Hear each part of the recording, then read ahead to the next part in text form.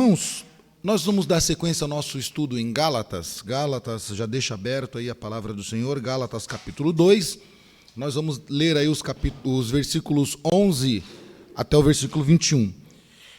Eu quero iniciar antes de ler o texto com uma frase do reformador Martinho Lutero. Lutero disse estas palavras: qualquer ensinamento que não se enquadre nas Escrituras deve ser rejeitado, mesmo que faça chover milagres dos céus todos os dias.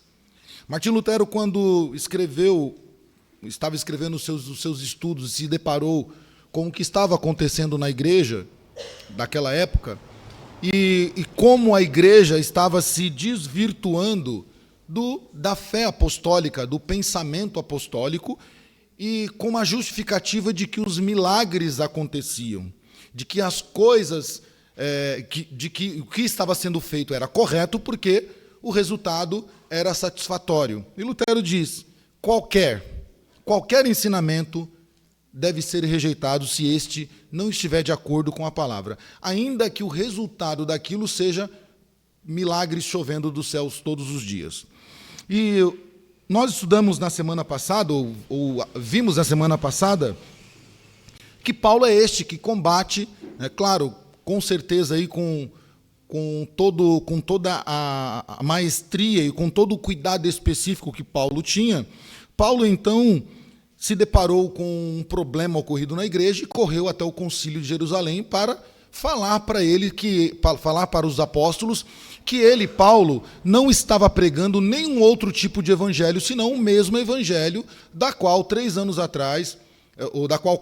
atrás, melhor dizendo, Paulo, tinha comunicado aos discípulos, tinha comunicado aos apóstolos. Então Paulo está dizendo: olha, eu não estou pregando nada diferente. Porém, o que está acontecendo é que alguns estão indo lá perturbar a igreja, trazer perturbação à igreja, pregando que o evangelho por si só não resolve, não salva, mas que precisa se acrescentar o quê? Os ritos judaicos. E Paulo, juntamente com Barnabé e também ali com a presença do jovem recém-convertido do gentil para a fé cristã, ele em Tito, então ele apresenta-se, há uma reunião, há um embate muito grande, e Paulo consegue ali uma vitória, não na sua totalidade, porque ainda é necessário e pelo concílio diz que é necessário a guarda, pelo menos de alguns alimentos, ou seja, da parte da dieta alimentar, alguns alimentos precisavam ser revistos. Então, o que se entendeu ali é que a questão dos cristãos gentios terem ou não obedecido à lei de Moisés para serem salvos tornou-se muito importante para Paulo, e essa discussão é a discussão maior. Será que somente a lei de Moisés é capaz de salvar o homem? Ou, por causa disso, gentios convertidos também têm que guardar a lei de Moisés para serem salvos? É isso que os judaizantes estão pregando. Não, a lei de Moisés é importante e precisa ser seguida para ser salvo. E essas controvérsias, elas se intensificaram muito devido ao quê? Ao crescimento das igrejas formadas por gentios. E lembra que nós falamos lá no comecinho, Paulo ele vai para a Galácia é uma região constituída de vários locais, várias cidadezinhas, e Paulo vai plantando igrejas, e essas igrejas vão fazendo o quê? Crescendo. O evangelho vai chegando nas comunidades, e as comunidades então vão aderindo à fé cristã e vai crescendo. Só que isso vem o quê? Traz um incômodo à ala mais conservadora do cristianismo da época, que era aqueles cristãos convertidos, mas que ainda olhavam para a lei de Moisés como algo importante, e então eles defendiam que era necessário somar ao evangelho de Cristo com a lei judaica. E esses conservadores da igreja em Jerusalém, que eram liderados, lembra, pelos fariseus convertidos. E quem é um fariseu? Senão alguém que observa nos mínimos detalhes a lei. O fariseu era alguém que guardava a vírgula, o ponto da lei. Por isso que Jesus, certa vez, quando vai discutir com eles, diz assim: olha, nenhum tio, deve ser tirado. Porque o fariseu ele era aquele que observava bem. Agora, convertido, ele segue a Jesus Cristo, mas ainda tem o seu olhar criterioso para a lei. E eles, então, preferiam ou defendiam uma religião legalista que a uma religião baseada somente na fé. Esse era o grande problema dos fariseus convertidos judaizantes, que eram crentes. Nós não estamos falando aqui de ímpios, estamos falando de crentes que defendiam uma fé mais conservadora. Não, o crente precisa fazer alguma coisa para ser salvo. E o que ele precisava fazer? Ter a marca da circuncisão no seu corpo, precisaria guardar o calendário judaico, precisaria seguir as festas a risco e precisaria também se privar de alimentações. Qualquer semelhança nos dias de hoje é mera coincidência. Quando você depara-se com muitos locais que dizem, não, mas só a fé, não, mas tem que fazer alguma coisa. Você tem que subir escada de joelho, você tem que andar. Esses dias eu estava vendo televisão, né, e um jogador atravessa, então, todo o gramado de joelho porque ele fez uma promessa. Então, não era só a técnica, só a competência ou só o seu trabalho, mas ele precisou fazer alguma coisa e a entidade divina dele lá, então, deu a ele a oportunidade de marcar um gol, ele marcou um gol e falou, agora eu preciso pagar a minha promessa, preciso pagar, né, pelo que eu fiz e sai ajoelhando lá. Então, qualquer semelhança... Irmãos, como diz um ditado, nada se cria, tudo se copia. E o que aconteceu aqui no primeiro século continuou durante todos os séculos, chegando aos dias de hoje, onde as pessoas têm que fazer os seus sacrifícios. É o copo d'água, é o brinde, é o travesseirinho, é a meia ungida, você tem que dar quantias em dinheiro para que Deus te abençoe, e coisas assim do arco da velha, tá? Que nos fazem até duvidar realmente do cristianismo que tais pessoas seguem. Então, o que aconteceu lá no primeiro século se prosseguiu adiante. Se esses conservadores eles tivessem vencido a batalha no Concílio de Jerusalém, os gentios teriam sido obrigados a se converter ao judaísmo dentro dos moldes de que eles defendiam. Por isso que Paulo é incisivo. Paulo é alguém que não luta pelos seus valores pessoais, mas é alguém que milita, que batalha pela fé genuína, pela palavra de Deus. Notem que, lembrem-se que nós falamos quem era Paulo. Paulo era um fariseu. E eu creio, não está escrito, mas creio eu, que este era também um dos motivos em que os fariseus tinham mais raiva de Paulo, tinham um embate maior com Paulo, porque Paulo era um deles anteriormente, zeloso pela lei, que perseguia os cristãos, que mandava matar os cristãos, ou consentia com a morte deles, mas que perseguia o povo de Deus, era um fariseu zeloso. E agora esse fariseu zeloso está indo contra os fariseus convertidos, que são zelosos pela lei. Então Paulo é alguém que na sua essência, é alguém que defende o evangelho. É alguém que briga pelo evangelho e não tem problema de ser o seu melhor amigo, de ser os seus irmãos da igreja, ou de ser familiar. Paulo é alguém que coloca a lei, a palavra do Senhor na frente. Por isso, Paulo concordaria com certeza com essa frase de Lutero. Qualquer evangelho que é pregado que não está de acordo com a palavra de Deus deve ser rejeitado. E ele próprio vai dizer isso, eu já disse isso lá no capítulo 1, versículo 6. Né? E esses gentios, então, precisariam ser defendidos, esses gentios cristãos. Porque se Paulo falar, não, vou deixar para lá isso, não vamos entrar em contenda, em briga, não, vamos tolerar o nosso irmão, o mais fraco, vamos deixar assim, não vou brigar, não. Todos os cristãos de todos os séculos teriam entrado numa religião mista com o pensamento judaico. Então, hoje nós estaríamos fazendo a circuncisão, deixando de comer alimentos, seguindo calendários, mas Paulo brigou e conseguiu essa vitória no Concílio de Jerusalém. E no pensamento dos fariseus existe algo que talvez, e penso eu, que talvez esteja em cada um de nós. Cada um de nós, ao longo dos séculos, também fomos adquirindo um pouquinho desse pensamento dos fariseus quando a gente diz, olha, para ser crente tem que ser assim, para ser crente tem que ser dessa maneira. Alguns chegam até o extremo, né? Eu só aceito dizer que é cristão se fizer isso, isso e isso. Como se a palavra não fosse suficiente. Então, todas as vezes que eu e você, todas as vezes que nós colocamos algo a mais para determinar, para que uma pessoa ela realmente seja crente, você está acrescentando algo a mais na Escritura. Percebe como nós ainda adquirimos uma herança dos fariseus? E isso não somos nós, não somos só nós, mas isso é histórico, do século I até os dias de hoje. Nós dizemos, não pode. Crente não pode fazer isso. Mas por que crente não pode fazer isso? A Escritura diz? Se a Escritura diz, fechado com a Escritura, hashtag. Mas se a Escritura não diz, é pensamento humano. E nós não deveríamos seguir pensamentos humanos. Quantos irmãos nossos do passado não foram perseguidos porque se diziam que crente não pode assim? As mulheres foram o que mais sofreram, porque mulher não podia usar brinco, por exemplo, porque não, uma mulher cristã não pode usar brinco. E muitas mulheres sofreram com isso. Mulheres não podiam usar calça. E diziam, não, uma mulher cristã. E ainda acrescentavam, uma mulher cristã decente não pode usar calça. Mas quem disse? Quem foi que disse? Não, aí eles defendiam lá, as Escrituras diz isso. Mas onde? Não diz. Não, porque mulher não usará roupa de homem, homem não usa... Sim, mas continua valendo hoje. Ninguém vai usar uma calça feminina. Um homem não vai usar uma calça feminina e nem uma mulher uma calça masculina, se realmente for homem ou mulher. Percebem como nós vamos colocando elementos dentro do Evangelho, acrescentando o Evangelho para determinar quem é crente ou não? Então, esse pensamento farisaico ainda foi proliferado ao longo dos séculos.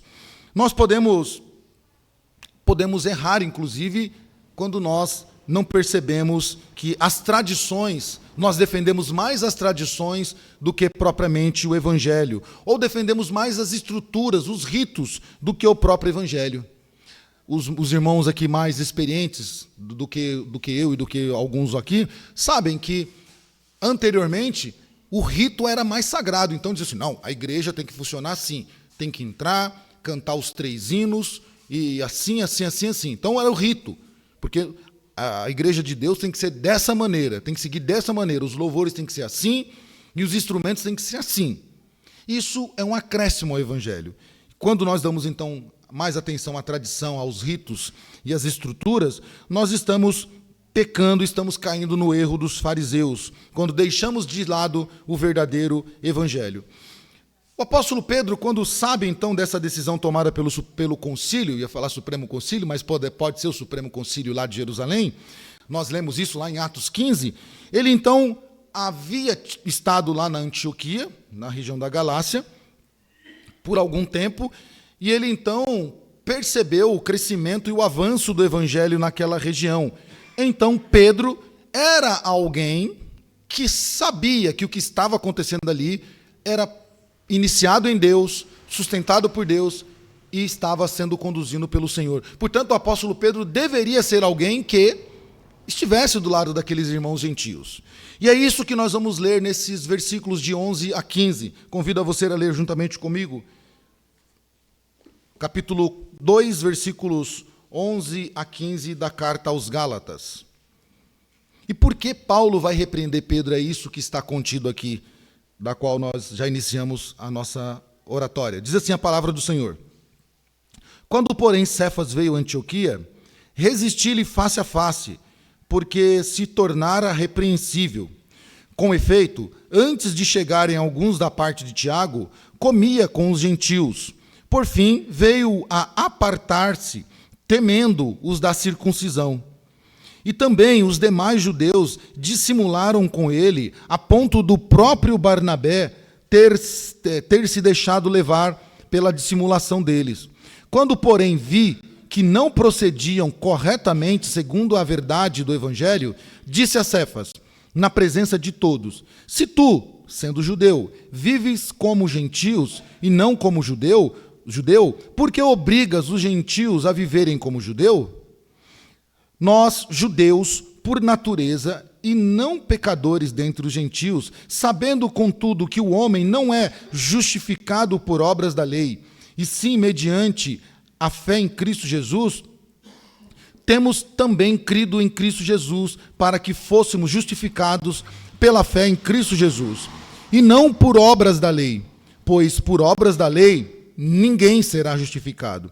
Mas, se procurando ser justificado em Cristo, fomos nós mesmos também achados pecadores. Dar-se-á caso de ser Cristo ministro do pecado? Certo que não. porque se torno a edificar aquilo que destruí, a mim mesmo me constituo transgressor.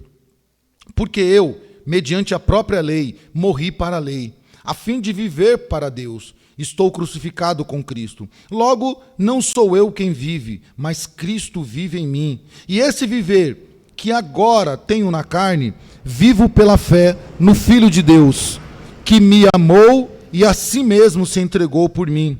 Não anulo a graça de Deus, pois se a justiça é mediante a lei, segue-se que Cristo morreu em vão.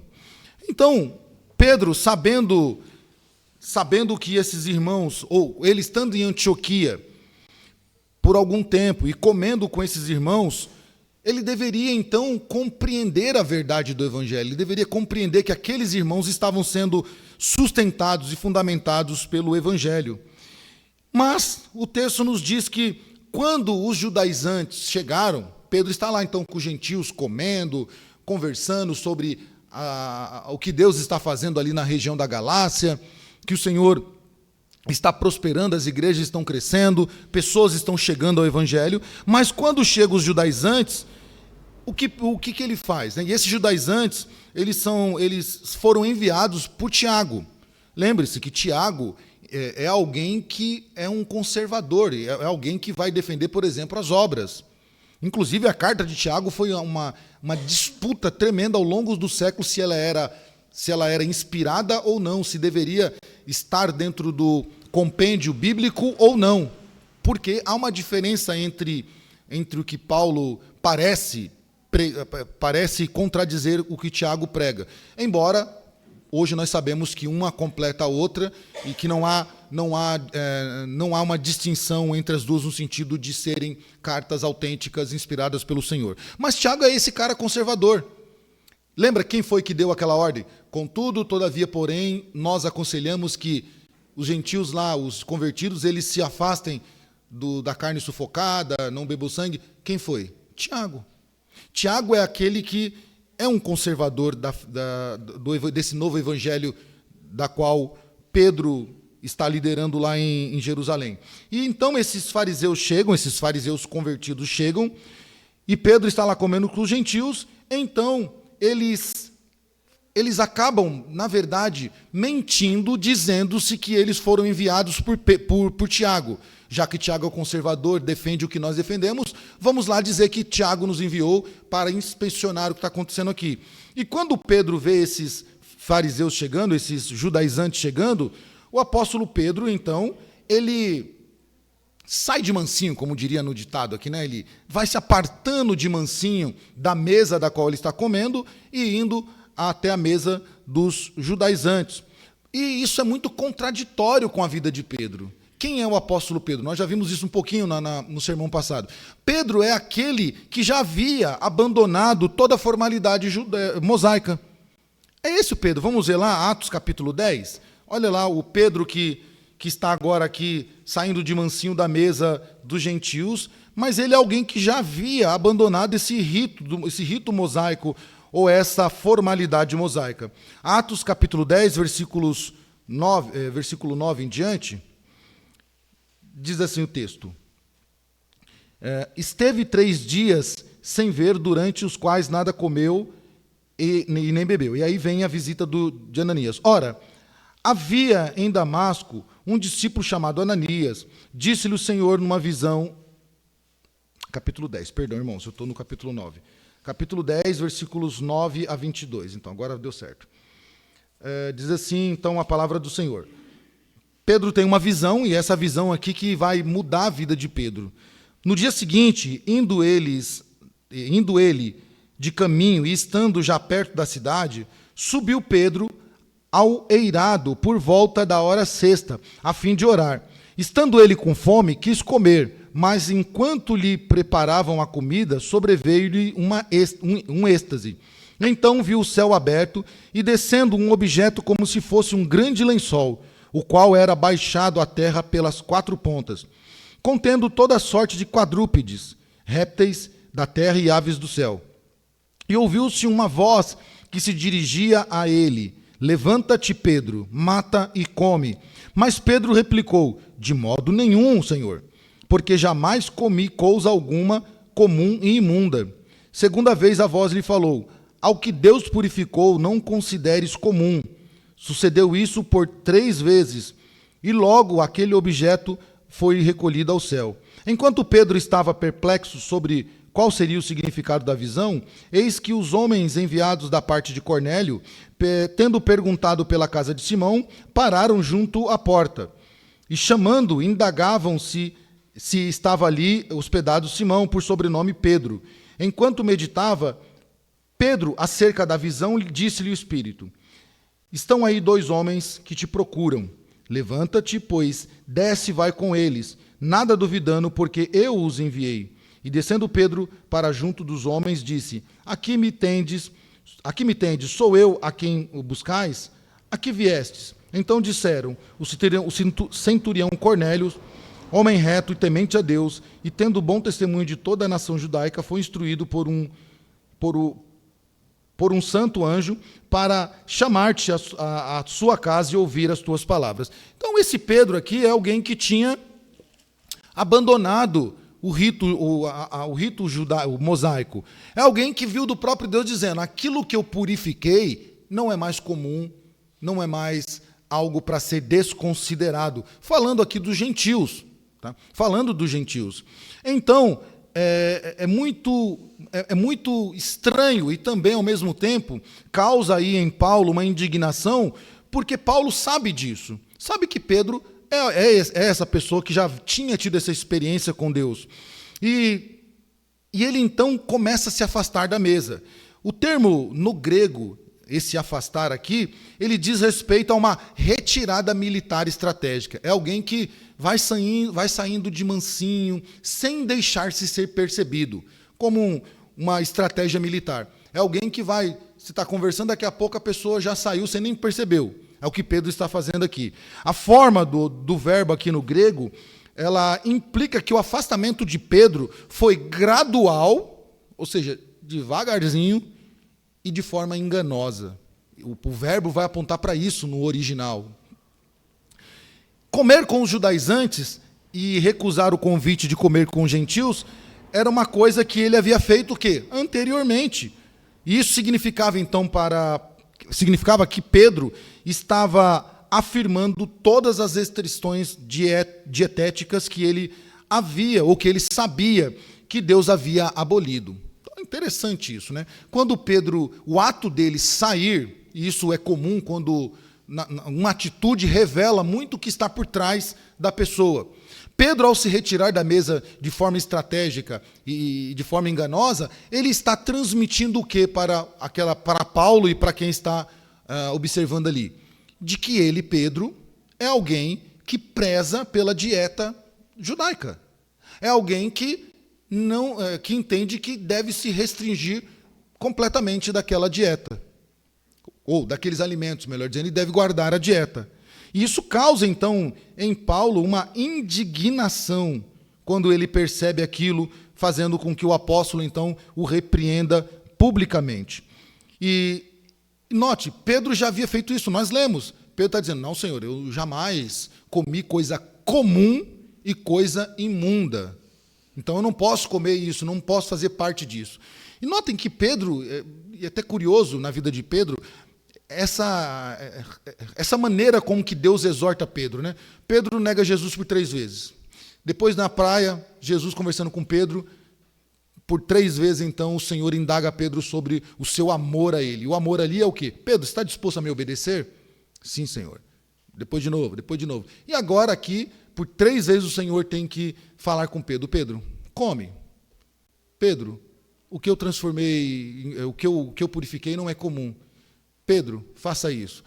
É curioso como o Senhor lidar com Pedro. Porque Pedro é essa pessoa que ainda está oscilando. É alguém ainda que precisa de uma repreensão.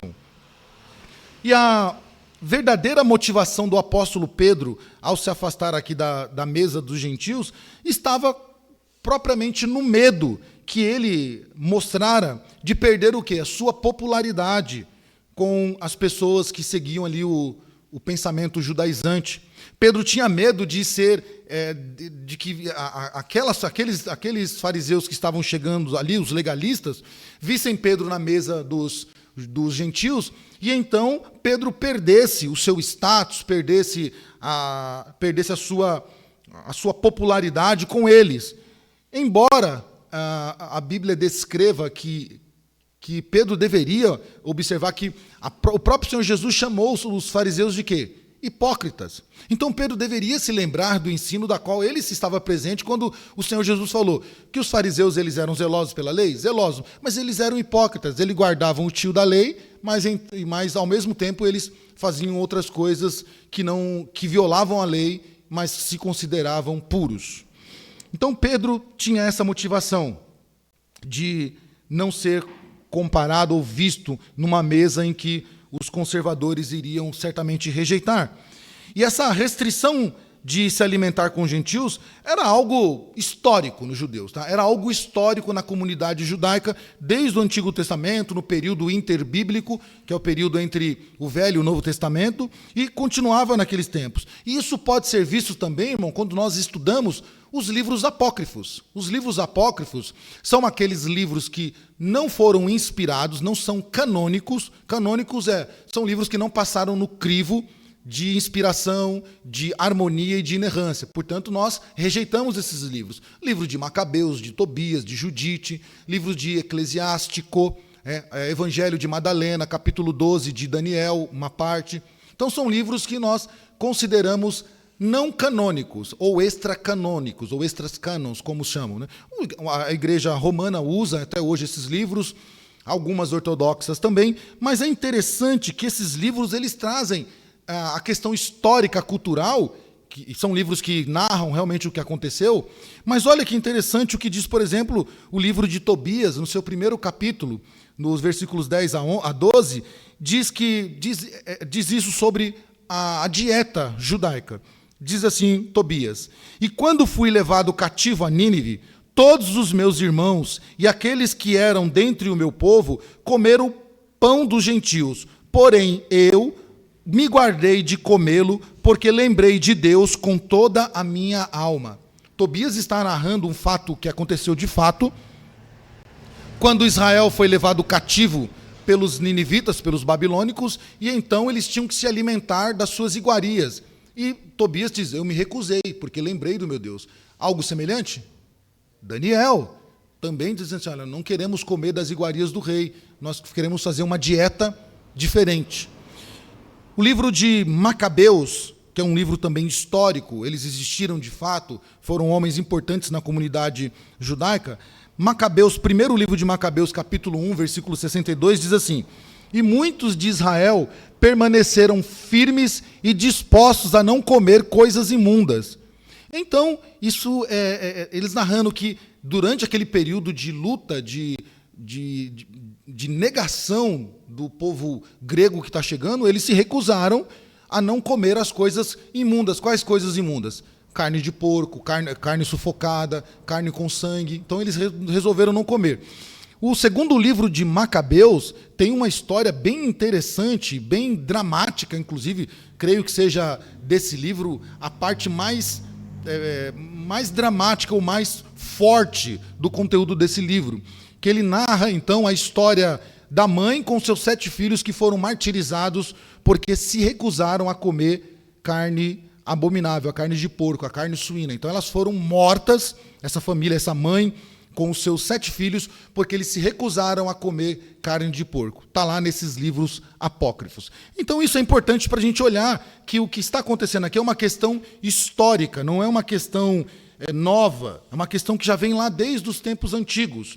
E agora, na terceira vez que Pedro chega à Galácia, nesse encontro com Paulo, o apóstolo Pedro ele pisa na bola, vamos colocar assim, ele dá uma mancada. Ele comete uma gafe imensa da qual ele vai precisar ser repreendido. Então Pedro, ele não conseguiu enxergar aquilo que estava acontecendo, que o evangelho pregado pelo apóstolo Paulo e pelos demais discípulos ali na Galácia não precisavam de maneira alguma sofrer algum acréscimo. E é interessante que, sendo a terceira vez em que Paulo e Pedro se encontram, né? Nós já vimos qual foi a primeira vez, quando Paulo se converte, o Senhor leva Paulo até Pedro para que conheçam-se, depois Paulo vai de novo ao encontro de Pedro na reunião do concílio, e agora Pedro é quem visita a igreja na Galácia. Só que essa visita vai servir de uma grande experiência para Pedro. Nessa relação de Pedro e Paulo, nós percebemos que Paulo já disse que Pedro, Tiago e João são os notáveis do concílio. Paulo é alguém que tem respeito pela autoridade de Pedro. Porém, irmãos, na hora de lidar com o evangelho, o apóstolo Paulo, ele ignora totalmente a posição da qual Pedro exerce. Paulo não está preocupado se Pedro é o presidente do concílio, se Pedro é alguém de muita estima entre os fariseus. Não está preocupado se vai haver um deserdamento, ou se ele vai ser deserdado do concílio apostólico. Paulo, ele então não olha para isso, mas ele olha para a atitude de quem está cometendo. E isso é muito interessante, eu já disse isso alguns domingos atrás, que o grande problema hoje, no nosso mundo, é que não se ataca a mensagem, mas ataca-se o mensageiro. Então a pessoa olha para alguém discordando e fala assim, é porque você, mas não ataca a mensagem, não ataca o que a pessoa está dizendo, não importa quem seja a pessoa, grande, pequena, famosa ou não famosa, importante ou não importante, eu analiso o que ela disse, e o que ela disse é o que me interessa. Não importa se eu gosto dela, se eu deixei de gostar, eu tenho que confrontar ou concordar com a mensagem dela. E esse é o problema que Pedro talvez achava que a sua atitude não traria a ele problema nenhum, porque ele era Pedro, quem andou com Jesus, quem recebeu de Jesus uma missão importante para liderar os apóstolos, alguém bem conceituado, tanto pelos judeus quanto pelo povo gentil, é alguém que tem uma experiência sobrada, é alguém que já realizou milagres através das mãos do Senhor, através do poder do Senhor. Então Pedro tem toda a moral, e ele acha então que talvez a sua atitude não levaria a nada. Paulo então repreende Pedro, isso é o que diz o texto, nós lemos aqui, quando Paulo, no capítulo 2, no versículo 12, né, 11 em diante, então o versículo 14 diz, quando, porém, vi que não procediam corretamente, procediam quem? Pedro, Barnabé e os demais que se afastaram da mesa. Quando vi que não procediam corretamente, e Paulo está analisando essa procedência de que maneira? Eles não estão andando conforme eu gosto? Eles não estão fazendo conforme eu ensinei? Eles não estão procedendo conforme o que eu acho que é correto? Não, olhem só o detalhe do texto. Quando vi que não procediam corretamente, segundo a verdade do Evangelho. Irmãos, isso é maravilhoso. Paulo não está olhando para a atitude de Pedro, de Barnabé, que acabou caindo na dissimulação, e nos demais fariseus. Paulo não está olhando para a atitude e julgando pelo seu conceito próprio. Paulo não está julgando, não está analisando as atitudes de Pedro e dos demais baseado no seu pensamento filosófico. Paulo está olhando para eles e do lado deles Paulo está colocando o Evangelho. E Paulo está assim, Evangelho, atitudes. Evangelho, atitudes. E Paulo está dizendo, não há correlação. Não estão encaixando a atitude de Pedro com o Evangelho. Então, segundo o Evangelho da verdade, ele então diz o texto, disse a Cefas na presença de todos, sendo tu judeu, vive como judeus, como judeu, e não vive como gentil e não como judeus. Por que obrigas gentios a viverem como judeus? Paulo está dizendo assim, Pedro, deixa de ser hipócrita. Até porque, quando Paulo fala isso, Paulo está então mostrando aos fariseus que essa hipocrisia, ela é histórica. não nasceu aqui na Galácia. Eles já foram chamados de hipócritas antes pelo Senhor da igreja. Então Pedro está dizendo, Paulo, para de ser hipócrita. Pare de tomar atitudes que sejam contra o evangelho da verdade. Haja como um cristão genuíno. Haja como alguém que foi transformado, lavado e purificado pelo sangue de Jesus. Você recebeu de Cristo uma visão. O próprio Cristo disse para você que aquilo que Ele te deu ou colocou na nossa mão não é comum e não é imundo. E o interessante, irmãos, que eu acho muito interessante, é que Paulo repreende Pedro não para envergonhá-lo. Não foi aqui para humilhar Pedro na presença de todos. Paulo, de novo, Paulo sabe quem é Pedro. Paulo tem respeito por Pedro. Paulo está debaixo da autoridade petrina. Paulo reconhece que Pedro foi chamado pelo Senhor para ser o líder do colégio apostólico, e Paulo reconhece a missão de Pedro, como ele já destacou no texto passado. Ele entende que Pedro foi chamado para pregar o evangelho aos judeus. Então Paulo não faz isso para envergonhar Pedro.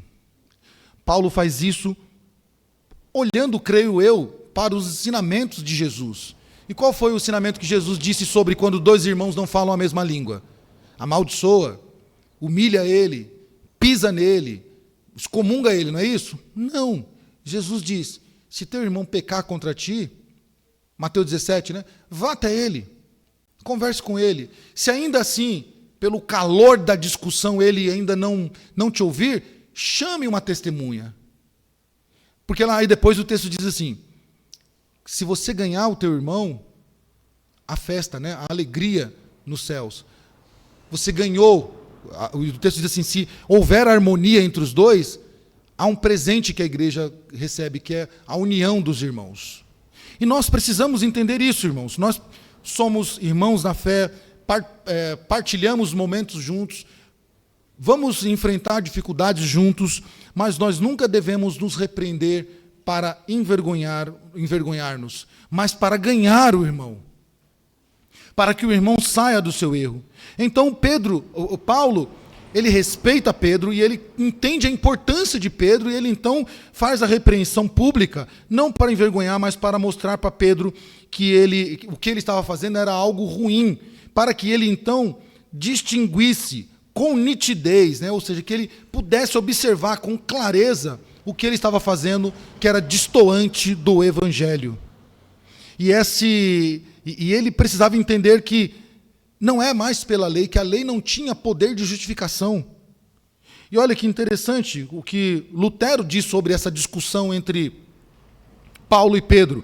Lutero diz isso: Paulo repreende Pedro não para envergonhá-lo, mas para que novamente distinguisse com nitidez esses dois artigos, a saber, que a lei justifica na terra, mas o evangelho justifica no céu. Então, o que Paulo estava tentando fazer com Pedro, dizer, Pedro, a lei tem a sua função e teve a sua função maravilhosa. O que a lei proporciona? Mostrar o pecado. A lei não corrige. Quem dirige sabe disso, né? Está lá a placa lá, 90 quilômetros, ou 60, dependendo do local, está lá, a velocidade máxima. Aquilo ali ensina? Não. A placa ali está dizendo, se você infringir isso aqui, caneta. Você vai ser penalizado. A função da lei é mostrar o pecado, é escancarar o pecado. Não é para redimir, não é para justificar no sentido de salvar a pessoa daquele perigo. Não. Quando tu vê a plaquinha lá na estrada, fala, ainda bem que tem essa plaquinha, por causa dessa plaquinha, então eu fui salvo de uma... Não, você não foi salvo, não. Só revelou que você estava com vontade de pecar. E que você só não pecou porque tinha uma placa ali dizendo assim, não corra mais do que isso. Agora, Paulo está dizendo, Pedro, há um porém que você não está observando. O evangelho, ele justifica no céu. E no céu, sim, é purificação, é remissão, é salvação. Então, a repreensão que Paulo faz a Pedro serve, então, como uma das declarações mais inspiradoras do Novo Testamento. E essa declaração inspiradora nos fala a respeito da absoluta e firme necessidade da doutrina da justificação pela graça. Irmãos, nós como crentes reformados, nós precisamos, e aqui não é assim, não é só uma precisar de que como eu preciso me agasalhar no frio ou como eu preciso me refrescar no calor. É uma necessidade que nós temos como crentes reformados de entender, compreender e ficar claro para nós o que é a justificação pela graça. Isso é um marco histórico da nossa fé reformada. Nós não podemos ser crentes que não sabemos o que é uma justificação, o porquê fomos justificados. Nós precisamos saber disso. A justificação pela graça foi o motivo com que Martinho Lutero rompeu com o romanismo. Foi o motivo de Martinho Lutero enfrentar o grande império da época. Foi o motivo de Lutero praticamente perder a sua vida, no sentido de que ele tinha uma vida tranquila e agora ele passa a ser alguém perseguido, alguém que é odiado, alguém que a sua cabeça está valendo um prêmio. A justificação pela graça, ela modifica o nosso pensamento. Quando eu entendo que eu fui justificado por Cristo, e por isso que Romanos capítulo 1, versículo 16 e 17 diz assim, que o justo vive pela fé.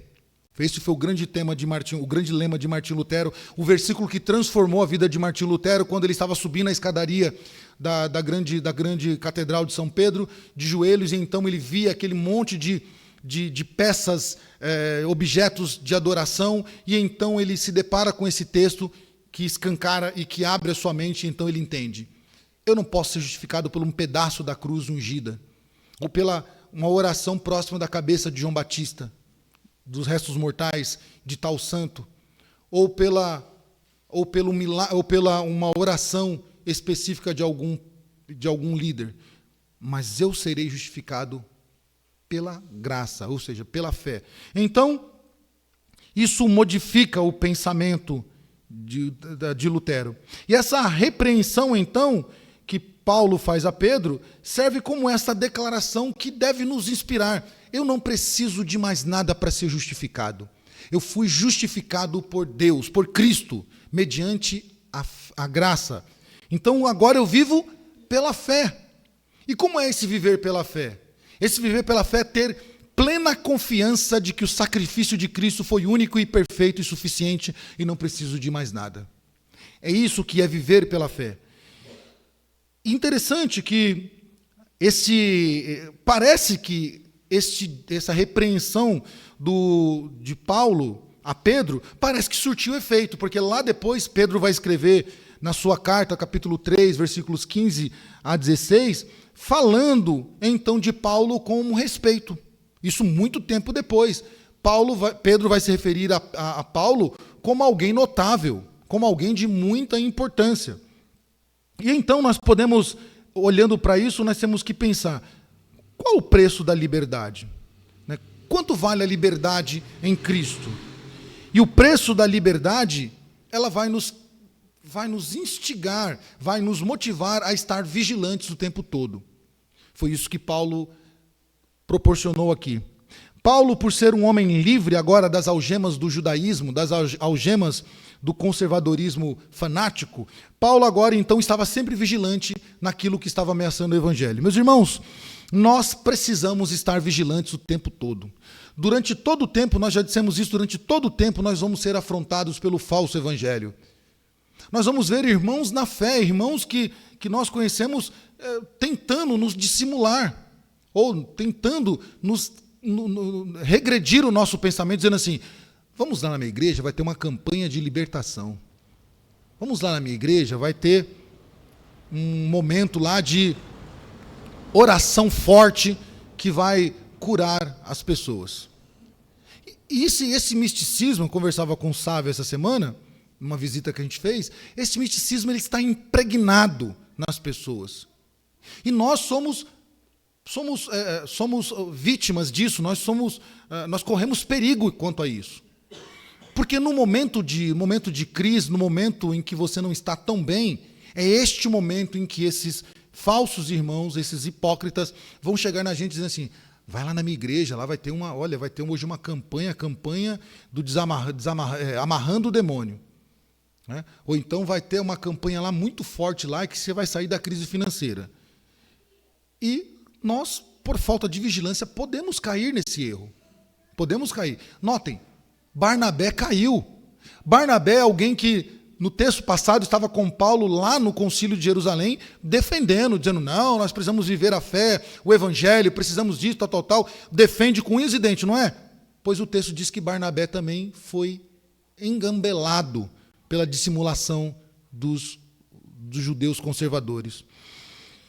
Wendell Phillips, um escritor, ele faz uma declaração, e esse homem ele participou muito das questões anti-escravagistas. E este homem faz uma declaração em uma reunião anti-escravagista em Massachusetts, que ele diz, isso no século XIX, 1852, 53, ele fala algo que serve para nós hoje, para a nossa prática diária hoje. Ele diz assim, não apenas com respeito às questões políticas, mas principalmente na esfera espiritual. Este homem, quando se depara com o que está acontecendo ali do problema da escravidão, lá no século XIX, ele entende, nós precisamos ser livres. Não só, isso falando para os escravos, não adianta eu defender que vocês sejam livres das correntes da escravidão, que vocês sejam homens e mulheres livres, se vocês também não forem livres espiritualmente. Isso é muito importante o que o Wendell Phillips fala, porque não adianta eu ser alguém livre, eu dizer assim, não, agora eu sou um crente, agora eu me livrei da bebida, do cigarro, me livrei dos vícios sexuais, me livrei se a gente ainda não se libertou espiritualmente. Se a gente não entende a justificação pela graça, se não entende o que é viver pela fé, se a gente não entende os benefícios da morte de Cristo na cruz, o porquê Cristo precisou morrer por nós naquela cruz, o que é o passo da remissão, o que isso é importante na minha vida, se isso não acontecer, nós apenas seremos como escravos, que estão livres das correntes, porém presos espiritualmente. Paulo havia então aqui arriscado a própria vida para levar o evangelho a lugares distantes. E ele não estava disposto a deixar que ninguém, nenhum inimigo e nenhum irmão na fé, que eles manchassem ou que eles violassem o que Paulo estava pregando durante todo esse tempo. E essa vigilância espiritual de Paulo faz com que a igreja da Galácia seja protegida.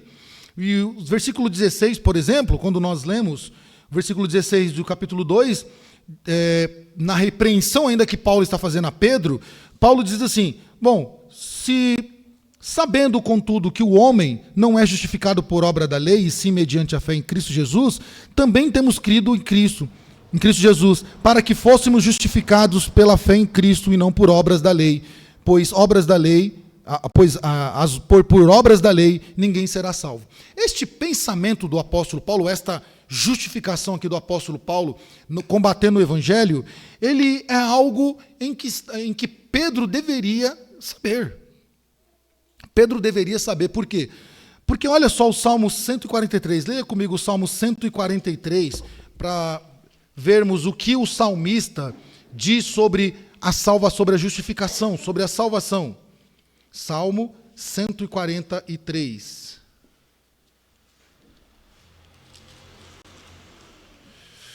Apenas o versículo 2, Salmo 143, versículo 2. Olha o que o salmista diz, né? O salmista vai dizer assim, não entres em juízos com o teu servo. Hoje eu estou 143, isso mesmo, 143, versículo 2. Não entres em juízo com o teu servo, porque a tua vista não há justo nenhum vivente. O salmista está trabalhando aqui com a ideia da justificação, porque ele está dizendo, não entre em juízo com o teu servo, porque à tua vista não há um justo nenhum vivente, falando, diante de Deus não há ninguém justo. É isso que o salmista está dizendo, não há um justo sequer. Onde nós lemos isso? Pensamento de Paulo aos Romanos. Não há nenhum justo sequer. Todos pecaram. E todos são carentes da graça de Deus. Então Pedro sabia disso. Sabia que a própria lei não era capaz de justificar, porque o próprio salmista está dizendo que, diante de Deus, todos são pecadores. Mas não tinha lei de Moisés? Não tinha... que seguia a risco lá, e eles seguiam a risco, mas mesmo a lei, o salmista está dizendo que não justificou o homem. O Velho Testamento, então, ele testifica que a justificação não vem por obras, mas ser justificado significa, então, o quê? Significa que nós somos declarados e considerados justos diante de Deus. Justificação significa ser declarado e considerado justo diante de Deus. Essa declaração, ela não é pelos méritos humanos e nem pelos méritos de qualquer rito, mas nós somos declarados justos diante de Deus pelos méritos de Cristo. Isso é justificação. Decorar. Justificação é o ato de ser declarado e considerado justo diante de Deus mediante o mérito de Cristo. E por causa disso, então, olhando para isso, Pedro deveria saber que a fé em Cristo, ela é suficiente. E a fé em Jesus Cristo significa, então, crer na obra que Cristo fez na cruz. Todo cristão precisa entender isso. E por isso Paulo repreende a Pedro, dizendo: Pedro, se você, judeu, vive como gentil, por que você quer que os gentios agora deixem de agir, deixem de viver como eles vivem? Você está agindo de forma hipócrita. Versículo 16 e 17 narram isso. Narra que não há obras humanas suficiente e capaz de fazer com que o homem seja justificado. Mas, 17, mas se procurando ser justificado em Cristo, fomos nós mesmos também achados pecadores, dá-se-á por ocasião de ser Cristo ministro do pecado? Então Paulo está dizendo: ok, Pedro, se você está certo, então, se as obras da lei são capazes de justificar o homem, se a justificação não é por Cristo, então Cristo agora é ministro do pecado? Porque a lei é isso, a lei revela o pecado. Se Cristo, então, ele não nos purifica e não nos perdoa, ou não nos torna limpos e não nos torna justos diante de Deus, então ele é ministro do pecado? Paulo diz: certo que não, porque se torno a edificar aquilo que destruí, ou seja, aquilo que foi morto, se eu torno a edificá-lo, então o que acontece? Então eu destruí a mim mesmo, ou a mim mesmo me constituo transgressor. A mim mesmo considero um fora da lei. Porque eu, mediante a própria lei, morri para a lei, a fim de viver para Deus.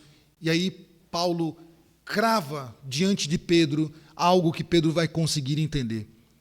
Estou crucificado com Cristo, ou seja, eu morri com Cristo.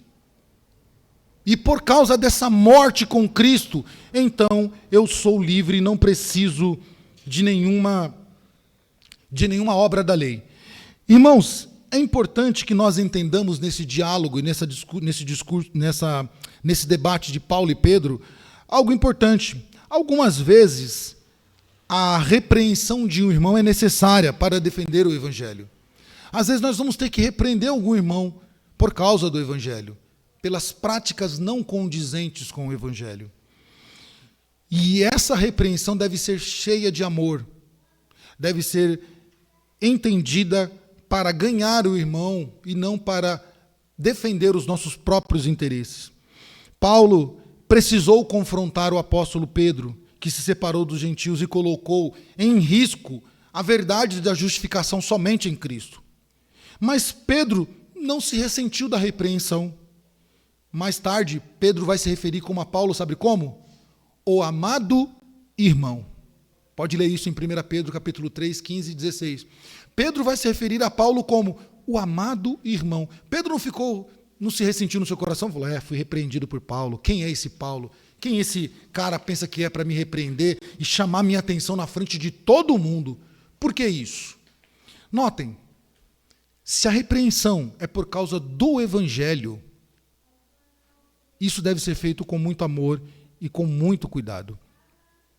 A palavra no grego para justificação, ela é muito interessante porque ela nos leva para o campo jurídico. Ela é bastante judicial, essa palavra no grego. Descreve aqui, nos trechos, descreve um juiz declarando como não culpada uma pessoa que está sendo acusada de uma culpa. E, portanto, a declara essa pessoa inocente perante a lei. Ao longo de toda a Escritura, ela refere-se a Deus, né, declarando que um pecador não culpado, totalmente justo perante ele, e pela imputação, ou seja, colocar nele, né, a justiça divina de Cristo. Então, diante de Deus, os homens se apresentam como culpados. Romanos diz isso, Salmos 143 nos levou a isso, Romanos capítulo 1, 2 e 3 vai nos conduzir a isso, dizendo que diante de Deus somos culpados. Então, comparecemos diante de Deus como culpados, mas a justificação diz, ele não é culpado disso, ele é inocente. E com base em que nós somos defendidos? Pelo mérito de Cristo. Cristo paga a nossa dívida. Então ele imputa em nós, ou seja, coloca em nós aquilo que nós não temos, a justiça. E por causa da justiça de Cristo, então, o pecado do ser humano é perdoado e ele é declarado, então, de forma judicial como alguém inocente e não é mais passível de punição.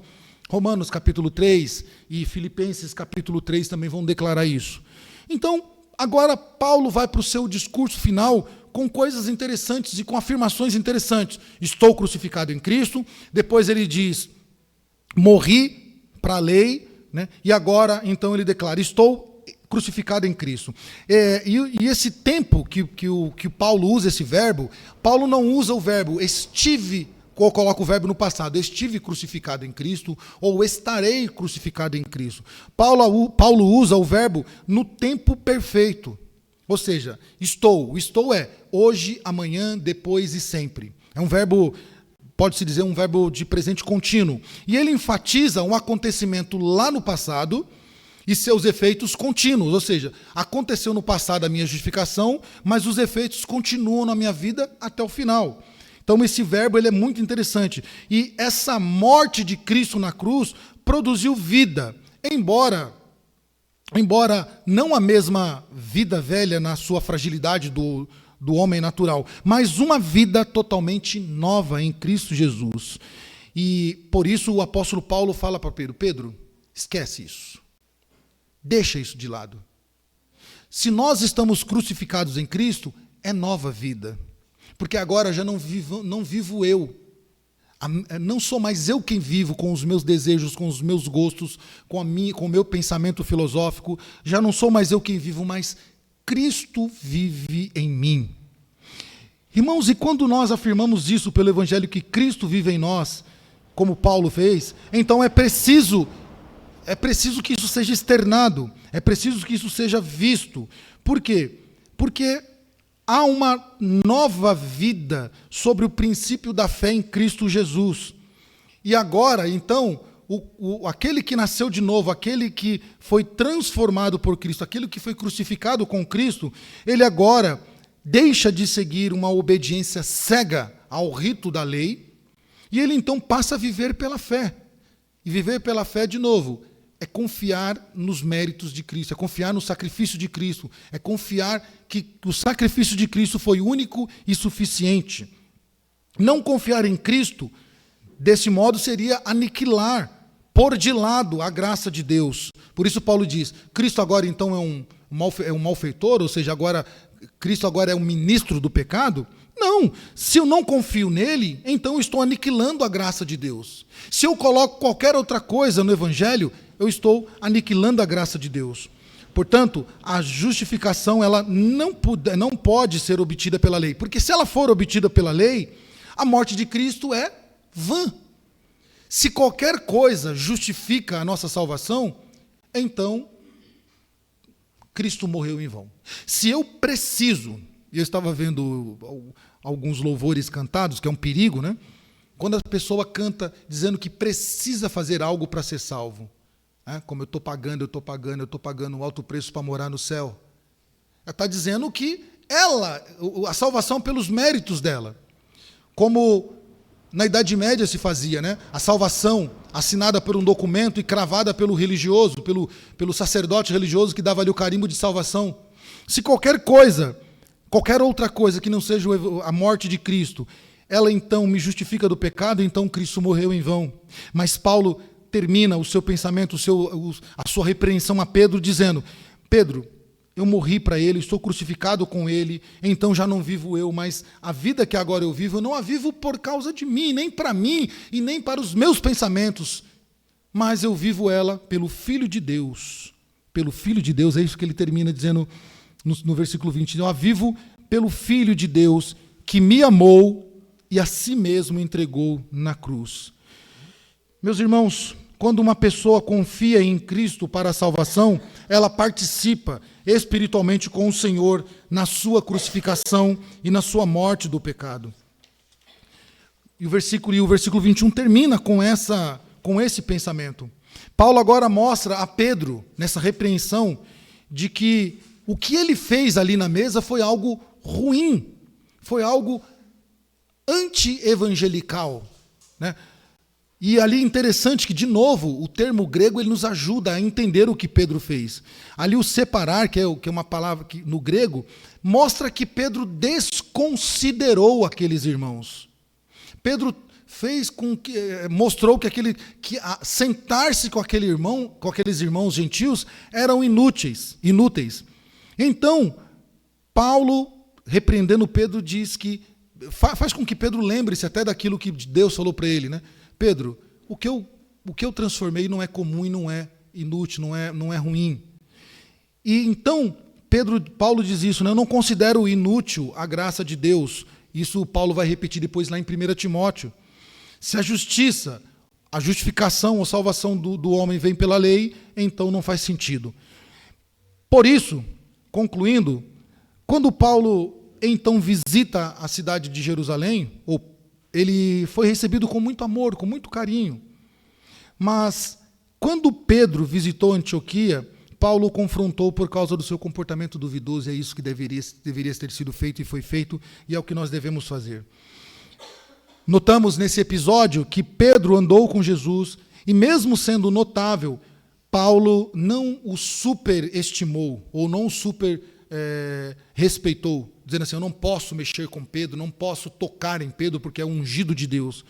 Paulo, ao repreender teologicamente, porque Paulo vai mostrar nas Escrituras que a atitude de Pedro está errada, não só Pedro, mas como Barnabé e os irmãos, que se deixaram levar pelo erro, e então Paulo é enfático a defender que pelas obras ninguém é justificado, mas somente pela fé em Cristo. E que os judaizantes, e se os judaizantes estivessem certos, como a atitude de Pedro demonstra que ele entende, então Cristo seria um promotor do pecado, não teria utilidade a morte de Cristo. O verdadeiro pecador, entretanto, é o homem que reconstrói a mesma estrutura, a salvação pelas obras da lei, que antes havia sido demolida. Quanto à lei, Paulo afirma, por meio dela eu morri, e morri para a lei a fim de viver para Deus. Isso é muito interessante, meus irmãos, porque parece que há um silêncio da parte de Pedro. O texto não mostra Pedro replicando, mas parece que Pedro está ouvindo o que Paulo está dizendo a ele. Ou seja, esse ouvir é aceitando o que Paulo está falando. E esse silêncio de Pedro, então, nos mostra que isso foi não retrucar ou não tentar debater e aceitar a repreensão, foi uma atitude humilde de Pedro, e mostra que todos nós cristãos, crentes, podemos errar. Podemos, às vezes, seguir um mau exemplo. Tem um provérbio que diz que as más atitudes corrompem os bons costumes, ou as más companhias corrompem os bons costumes. Então nós devemos tomar cuidado, porque nós podemos cair no erro que Pedro caiu, e ser então dissimulado, a ponto de deixar a comunhão com o verdadeiro evangelho e seguir os maus exemplos, e então ser necessário ser corrigido. Aplicando na nossa vida rapidamente o que nós ouvimos aqui, irmãos, nós hoje devemos estar atentos, e muito atentos, para não cometer o mesmo erro que Pedro. Vigilância ao todo o tempo que nós devemos ter. Há muitas igrejas de pensamentos diversos, com as suas filosofias e os seus posicionamentos, e muitas delas estão carregadas de comportamentos e doutrinas de homens, e não de Deus. Muitos, nos dias de hoje, muitas pessoas procuram esses outros lugares, achando que nesses lugares vão encontrar aquilo que satisfaz a sua carne. E ainda procuram as perfeições por meio de vias carnais, impondo regras baseadas no Velho Testamento, por exemplo, que era para judeus, mas negam e deixam de lado que a justificação ela vem somente pela fé em Cristo e a obediência do Evangelho. Se não negarmos a morte e a ressurreição de Cristo e também a inclusão de qualquer ser humano na comunhão do corpo, agimos de modo correto. E é isso que devemos fazer. Devemos negar, não devemos deixar que se neguem a morte de Cristo e a sua ressurreição como algo benéfico para a nossa salvação. E se assim fizermos, estaremos agindo de modo correto, como o Evangelho nos fala, e nós sentiremos isso e seremos beneficiados pela comunhão do corpo. Agindo de forma errada, nós traremos o rompimento da comunhão. Todos aqueles que creem que Cristo morreu em favor dos pecadores tornam-se participantes da morte de Cristo e recebem o poder de serem feitos filhos de Deus, nascidos não na vontade da carne, mas segundo a vontade do Filho de Deus. Terminamos com o pensamento de Paulo. E essa deve ser o nosso entendimento do Evangelho. Morremos com Cristo. Estamos crucificados com Cristo. Portanto, já não sou eu quem vivo mais, já não é você quem vive mais, já não sou eu quem vive mais, já não somos nós que vivamos mais. Mas Cristo deve ser aquele que vive em nós. E essa vida que agora vivemos em Cristo, ela deve ser uma novidade de vida. Deve ser uma vida pautada pelo verdadeiro Evangelho. E todos aqueles que forem contra o Evangelho, meus irmãos, devem receber a nossa exortação, devem receber a nossa repreensão, independente de quem sejam, independente de que posicionamento ou posição eles ostentam. O nosso compromisso é com o Evangelho, é com o verdadeiro Evangelho, como Paulo bem disse aqui a Pedro.